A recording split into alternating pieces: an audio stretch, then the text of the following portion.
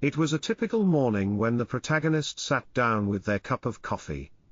The sun just starting to peek over the horizon, casting a warm glow over the quiet neighborhood. The house was calm.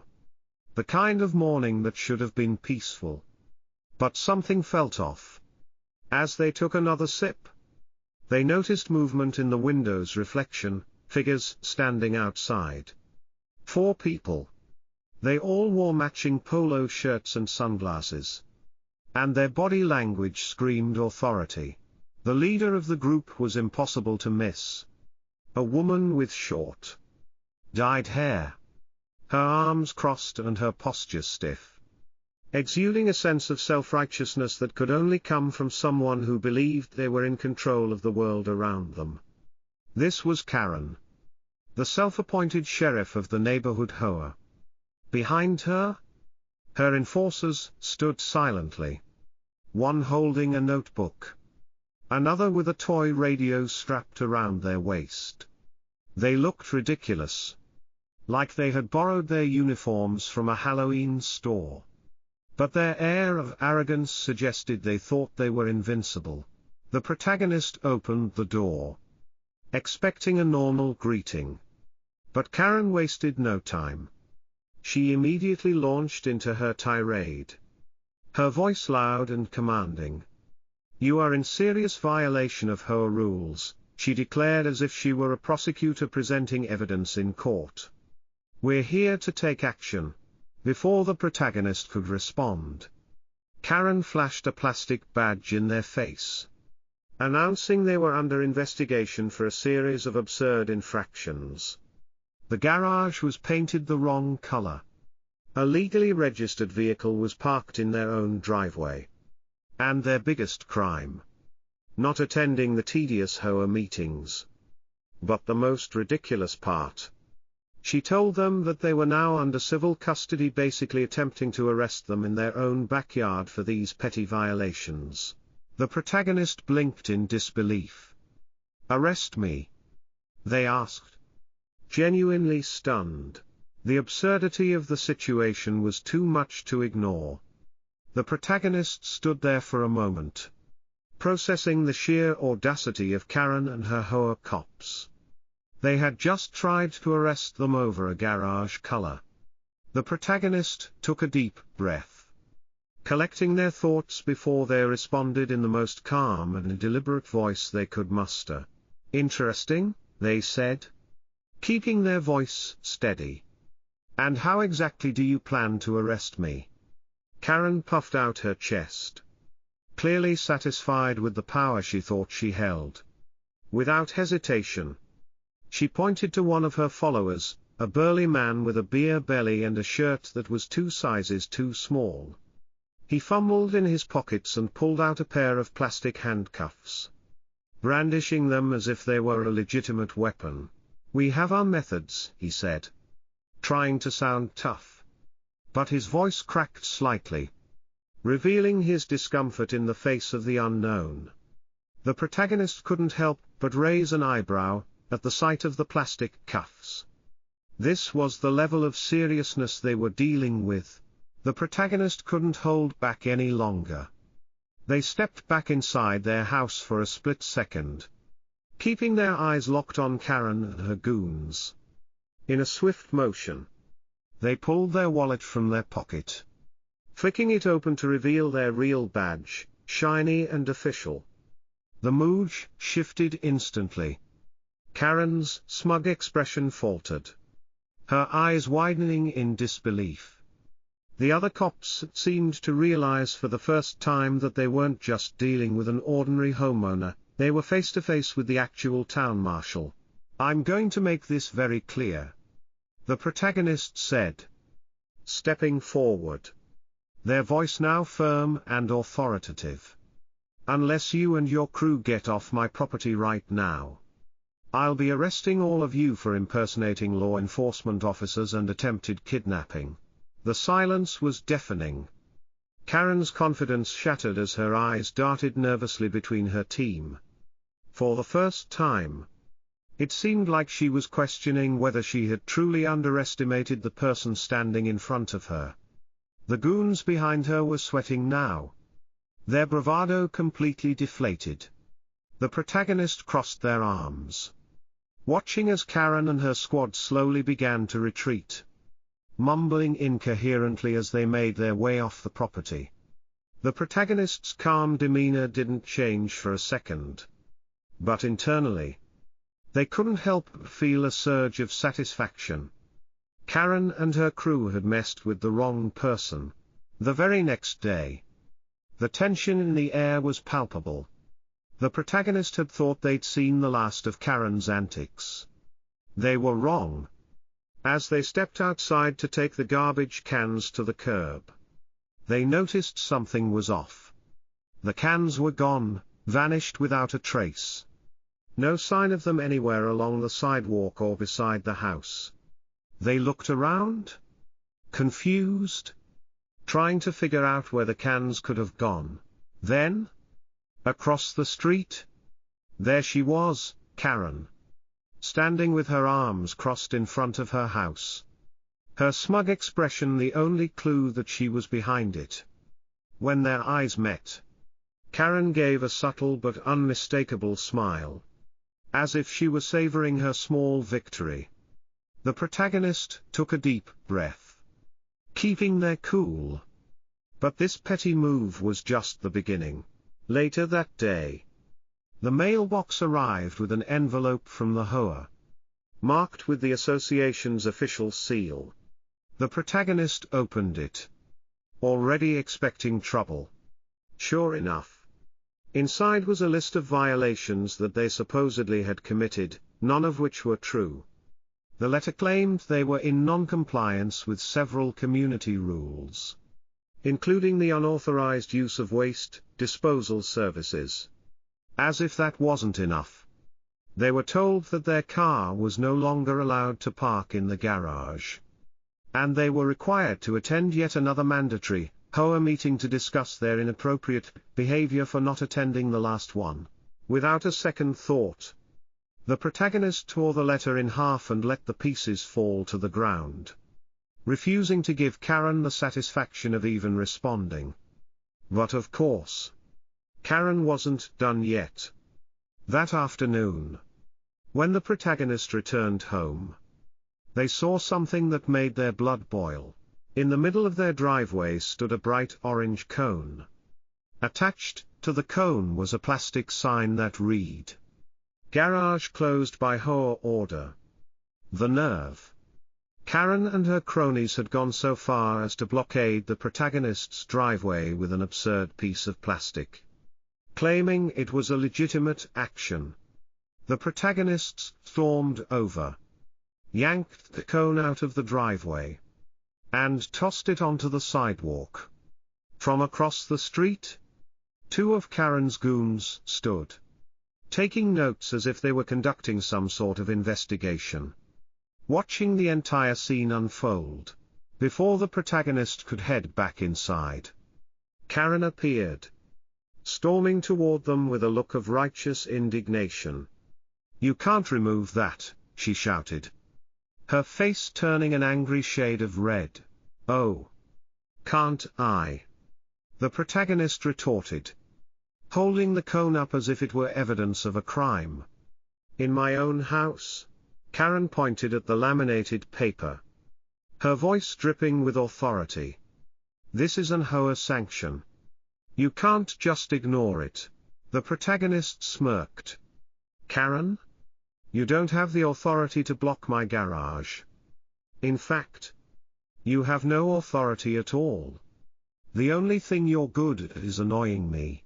Her eyes widened in disbelief as the protagonist stepped inside the house, slamming the door behind them. Karen stood there for a moment, her fists clenched at her sides. The protagonist couldn't help but feel a small sense of triumph, knowing Karen's latest stunt had completely backfired. But as much as they hoped it would be the last, they knew it wasn't. The war with Karen was far from over. The very next day, the tension between the protagonist and Karen reached new heights. just when they thought Karen might be taking a break after her failed attempt to block the driveway. The phone rang. It was a call from a neighbor. One of the few people in the area who wasn't part of the HOA's tight-knit group. He sounded a little nervous. "Though, dude? The police are at your house," he said in a whisper.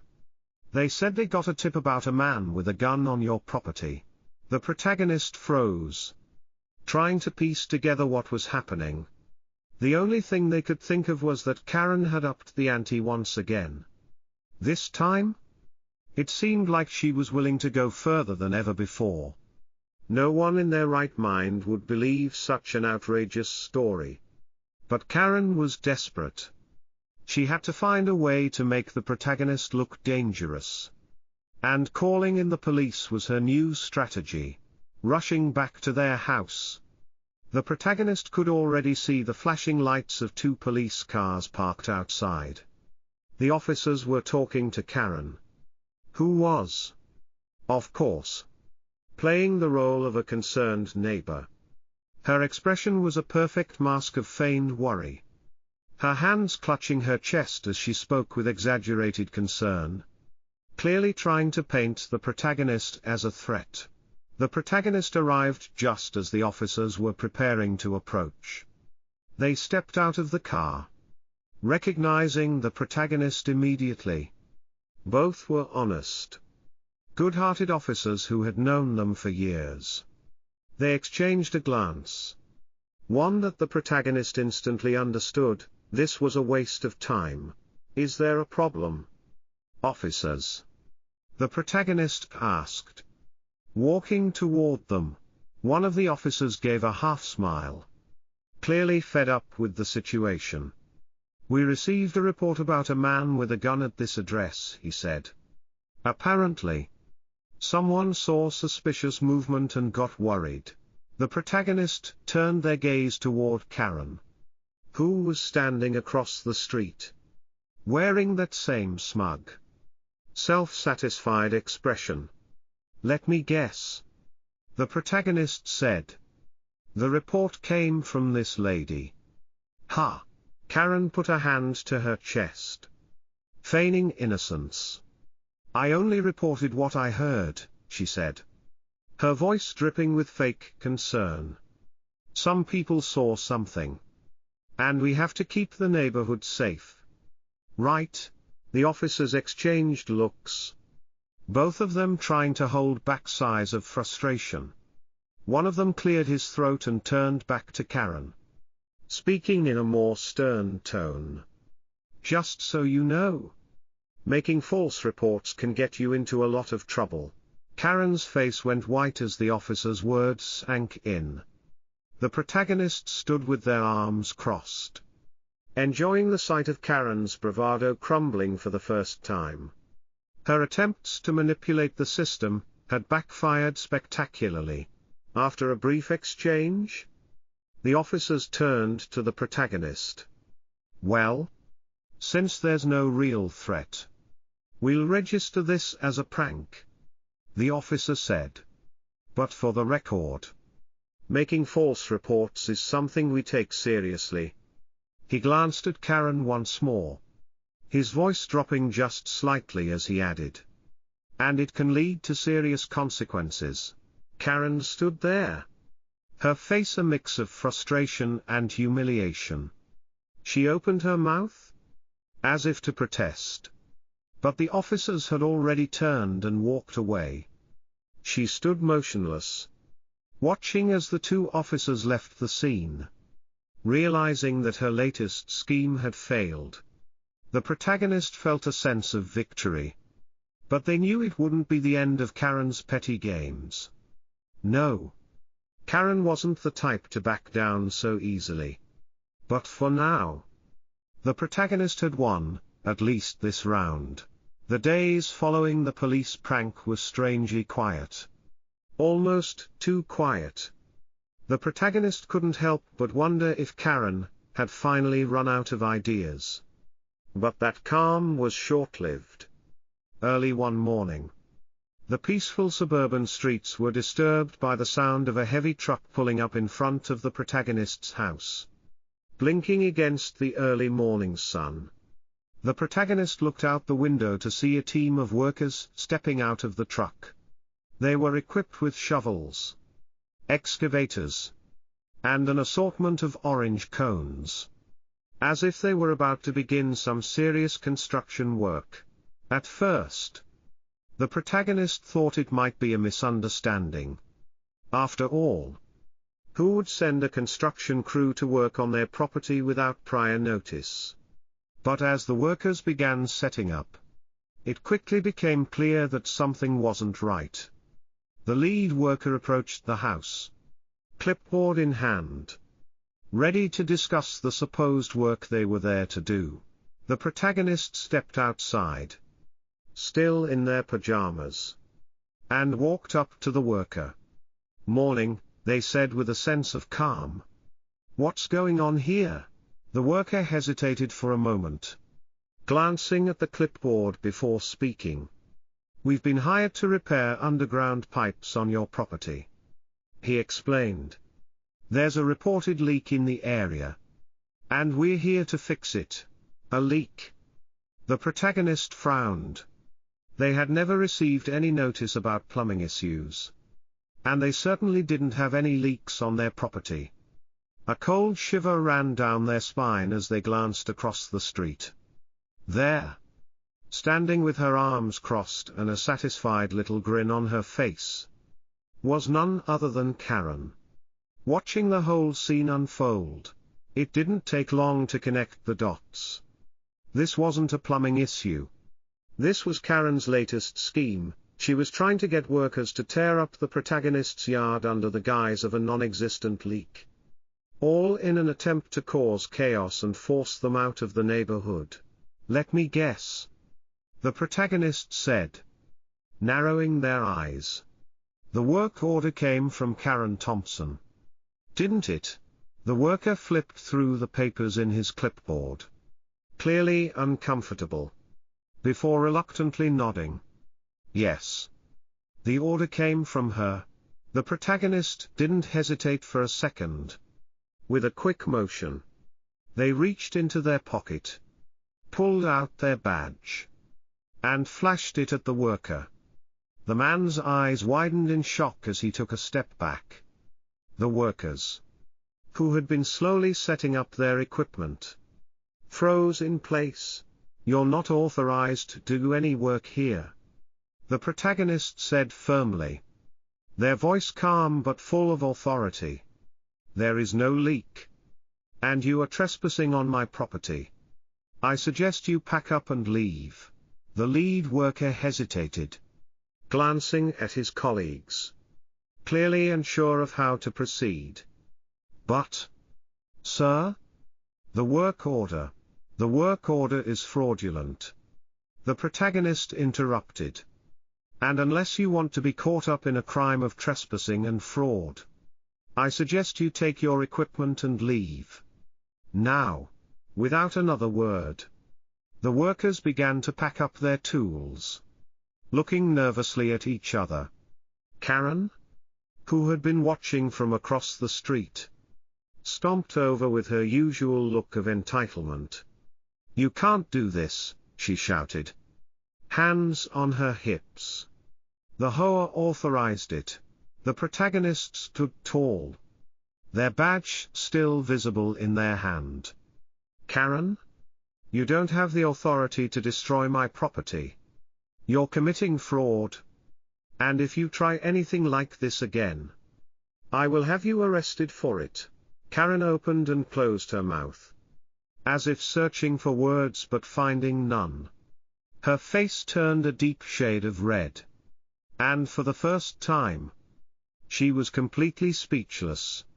The protagonists smiled to themselves, watching as Karen tried to recover from her embarrassing defeat. It was clear now that Karen was beginning to realize she had seriously overestimated her power. Without another word, the workers packed up and left, leaving Karen standing there, defeated. The protagonist watched them drive off, But they knew this wasn't the end of Karen's scheming. No. Karen would surely try something even more outrageous next time. But the protagonist was ready. They had seen the extent of Karen's madness. And they weren't about to let her ruin their home. The tension between the protagonist and Karen had been building for weeks. Each confrontation more ridiculous than the last. From the fake construction work to the false accusations and fines. Karen's relentless campaign to make the protagonist's life miserable seemed endless. But what Karen didn't anticipate was that her actions were slowly catching up with her. And the facade of her power was beginning to crack. It all started when the protagonist filed a formal complaint about the harassment. Documenting every false claim and illegal act Karen had orchestrated. This complaint didn't just sit in a file, it sparked something much bigger. The neighborhood had been living under Karen's iron fist for far too long. And it was becoming clear that people were finally waking up to the truth. More and more residents started speaking up. Sharing their own stories of harassment and intimidation by Karen and her cronies. The once silent majority had found their voices. The tipping point came when an anonymous tip was made to the county auditor about suspicious activities within the HOA's financial records. The investigator, tasked with reviewing the HOA's books, uncovered something that would change everything. There was a pattern of unexplained expenses. Large sums of money being funneled into events that only benefited Karen and her friends. And, most damning of all, more than $30,000 in missing funds. The community that had been living under Karen's control for so long was finally waking up to the truth. Karen wasn't just a power-hungry Hoa president, she was a criminal. As the investigation progressed, more stories emerged about Karen's corrupt practices. Neighbors revealed how she had manipulated the Hoa rules to punish residents who didn't comply with her whims. Issuing unjust fines and collecting money under false pretenses. It became clear that Karen had been using her position to enrich herself and her friends. All while bullying anyone who dared to challenge her. The people who had once followed her were now disgusted by what they had learned. The community rallied together in a special Hoa meeting. Where Karen, usually so confident and domineering, found herself completely outnumbered. The room, once filled with fearful silence, was now filled with voices calling for her removal. The board members, many of whom had been too scared to stand up to Karen, now saw the full extent of her corruption. With the auditor's report in hand and the mountain of evidence, they voted unanimously to remove Karen from office. Karen tried to fight back. Of course. She stood up, shouting accusations and threatening lawsuits. But it was too late. The damage had been done. Her own supporters began to turn away, realizing they had been complicit in her actions. The police arrived, called to escort Karen out of the meeting. The once self-proclaimed queen of the neighborhood was now being treated like the criminal she was. 2 officers took her by the arms and placed real handcuffs on her wrists, dragging her out of the building as the residents watched in stunned silence. The victory was bittersweet for the protagonist. They had fought long and hard to protect their home and restore peace to the neighborhood. But Karen's downfall meant more than just personal satisfaction. It meant that the community had finally reclaimed their freedom. No longer under the oppressive control of a corrupt, power-hungry leader. Karen's attempts to fight the charges in court were futile. The evidence against her was overwhelming. And she was quickly convicted of embezzlement, fraud, and a variety of other charges. The neighborhood, once plagued by her oppressive rule, began to rebuild. The new Hoa board worked to restore fairness, loosening the ridiculous rules and repealing the unjust fines. Peace was slowly restored. and residents who had once been fearful began to enjoy their homes again. As for Karen, she didn't stick around to face the consequences. She was forced to sell her house and leave town. Word on the street was that she had tried to move to a neighboring community, hoping to restart her little empire of control. But that was a story for another time. For now, the protagonists stood in their yard, feeling a rare sense of peace. The battle was over, and the neighborhood was free at last. It was a victory not just for them, but for everyone who had ever been silenced by Karen's cruelty. And the best part: the vacancy sign on her former house was a symbol of freedom for the entire block. The neighborhood had finally reclaimed what was rightfully theirs: their homes, their peace, and their dignity. As the dust settles and the neighborhood breathes a sigh of relief, one thing is clear: Karen's reign of terror has come to an end. The community is finally free. And it's a reminder that sometimes standing up for what's right can make all the difference. But this isn't the end. Stories like these continue to unfold all around us. What do you think of this story? Did Karen get what she deserved? Or do you think there's more to this tale? If you enjoyed this video, make sure to leave a comment below with your thoughts. Don't forget to hit that like button if you want more stories like this. And of course, subscribe to the channel so you never miss an update. There's a lot more drama, action, and justice to come. And I'd love for you to join me on this journey. Thanks for watching, and I'll see you in the next one.